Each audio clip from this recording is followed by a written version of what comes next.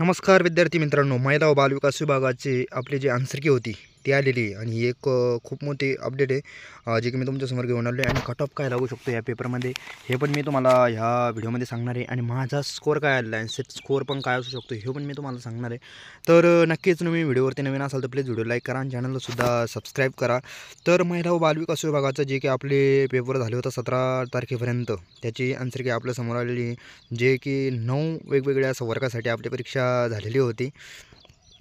त्याची त्यांनी computer based वस्तुनिष्ठ बहुपर्यायी स्वरूपाची ऑनलाईन परीक्षा 45 केंद्रावरती त्यांनी 10 ते 13 व दिनांक 17 तारखेपर्यंत घेण्यात आलेली होती. तर त्याची सदर कम्प्युटर बेस अशा पद्धतीने आपल्याला त्यांनी एक प्रसिद्धीपत्रकच आपल्यासमोर ठेवलेलं आहे. हे असं बघू शकतो तुम्ही.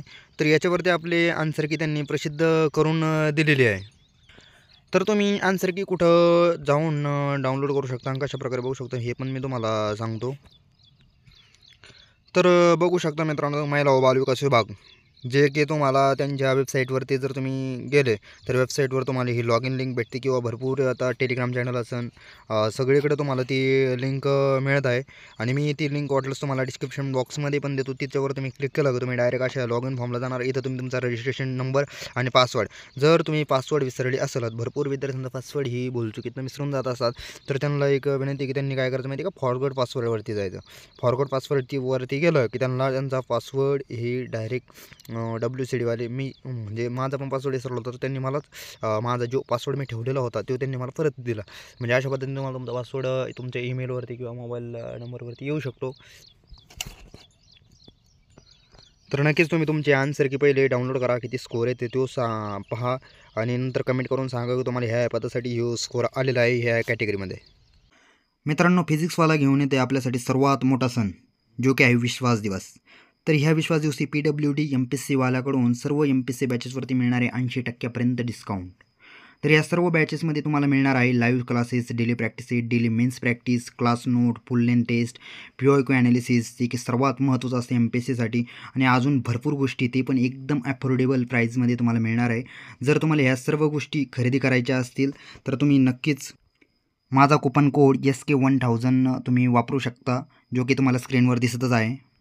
विश्वास दिवशी तुम्हाला मिळणारे 58% ऑफ नाईक बॅचवरती, जी की 2400 499 तुम्हाला मिळेल. तसेच सर्वोत्तम बॅच जिच्यावरती 73% ऑफ तुम्हाला मिळणार, ती बॅच मिळणार 5499 तसेच युनिटी बॅच जिच्यावरती 59% ऑफ मिळणार 4499 आक्रोश बॅच जी की 75% ऑफ तुम्हाला मिळणार, ती मिळणार 1999 आणि मुख्य MPSC ग्रुप बी सर्वांसाठी जी बॅच आहे तिच्यावरती 80% ऑफ मिळणार, जे की 80% ऑफ मी म्हणलो होतो, ती आहे 799 तुम्हाला ही बॅच मिळेल. परत MPSC राज्यसेवा मुख्य ती बॅच पण तुम्हाला 799 मिळणार 80% ऑफ सहित.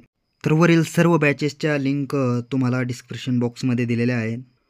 तर असा तुमचा विश्वास दिवस तुम्ही PWD सोबत साजरा करू शकता आणि तुमचा आत्मविश्वास अजून वाढवू शकता, तुमची तयारी अजून चांगली बलवान करू शकता. तर अशा पद्धतीने PWD MPSCवाला तुमच्या तयारीमध्ये मदत करत आहे, ते पण 80% सूट देऊन प्रत्येक बॅचेसवरती. तर नक्कीच बॅचेस घेऊन तुम्ही तुमचा अभ्यास वाढवू शकता. प्रत्येक बॅचवरती तुम्हाला 80% सूट मिळणार आहे. आणि ह्या 80% सूटमध्ये अजून तुम्हाला सूट मिळवायची असेल तर माझा कुपन कोड आहे SK1000, जो की तुम्हाला स्क्रीनवरती दिसत असेल. तो कुपन कोड तुम्ही वापरून अजून 10% एक्स्ट्रा डिस्काउंट मिळवू शकता. तर मित्रांनो, शेफ स्कोअर काय असू शकतो या महिला व बालविकास विभागाच्या भरतीमध्ये? तर मला असं वाटतं की ज्यांना 80 to 85 जरी क्वेश्चन असेल करेक्ट त्यांचे, तर ते नक्कीच सेफ असू शकतात. कारण याच्यामध्ये कसं माहिती आहे का, नॉर्मलायझेशन होणार आहे बऱ्यापैकी. आपले 10 शिफ्टमध्ये परीक्षा झालेले आहे आणि तुम्ही BMCचे एक्झाम झाले, त्याच्यामध्ये त्यांनी बघा 3-4 तक्त्यामध्ये आपल्याला दिले की तुम्हाला पहिले मार्क किती होते, नंतर नॉर्मलाइज किती झाले. 168 मार्कावाला विद्यार्थी डायरेक्ट 197 मार्क घेऊन टॉपर येतो.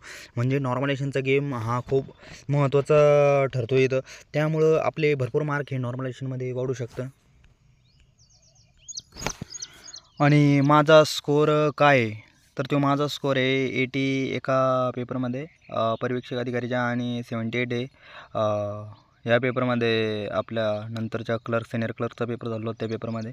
तर अशा पद्धतीने माझा स्कोअर आलेला आहे. तुमचाच काय स्कोअर आलेला आहे तुम्ही नक्कीच कमेंट करून सांगा, म्हणजे आपल्या सर्व विद्यार्थ्यांना कळून येईल की किती कोणाचा काय स्कोअर आलेला आहे आणि किती कट ऑफ हाय जाऊ शकतो. मला तर वाटतं की ज्यांचे म्हणजे कट ऑफ चान्सेस आहे की 180पर्यंत जाऊ शकतो आणि तो कट ऑफ तो पण नॉर्मलायझेशन झाल्यावरतीच तो कट ऑफ जाईन. जसं की अन्न व पुरवठा विभागाचा कट ऑफ गेलेला होता, पण त्यांनी कसं हे मार्किंग 2-2 मध्येच ठेवल्यामुळं आपल्याला नाही माहिती खरोखर त्यांनी नॉर्मलायझेशन केलं होतं की नव्हतं केलं. पण त्यांचं म्हणणं होतं की आम्ही केलेलं आहे नॉर्मलायझेशन, आणि अशा पद्धतीनं म्हणजे नॉर्मलायझेशन होऊन आपला कट ऑफ जाऊ शकतो. पण TCS आहे, TCS कुठल्या पद्धतीने नॉर्मलायझेशन करेन ते आपल्याला माहीत नाही, आणि किती मार्क वाढवतील ते पण काही आपण सांगू शकत नाही. तर पण कारण 30-30, 35-35, 40-40 मार्कापर्यंत ते मार्क वाढवू शकतात जर नॉर्मलायझेशन झालं तर. जास्त शिपमध्ये पेपर झाला तर तरी आपल्या कमी शिपमध्ये पण मार्क भरोसा नाही त्यांचा. जर एखादा पेपर खूपच लूज आलेला असेल आणि त्याच्यामध्ये विद्यार्थ्यांना एकदम कमीच मार्क आलेले असतील तर मग त्यांचं नॉर्मलायझेशन जास्त होतं, आणि ज्या पेपरमध्ये जास्त मार्क आले विद्यार्थ्यांना त्या पेपरच्या लेवलने त्यांचे मार्क वाढवले जातात. अशा पद्धतीने नॉर्मलायझेशन होत असतं.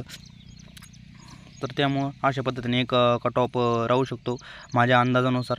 तुम्हाला काय वाटतं तुम्ही नक्कीच कमेंट करून सांगू शकता. Thank you so much.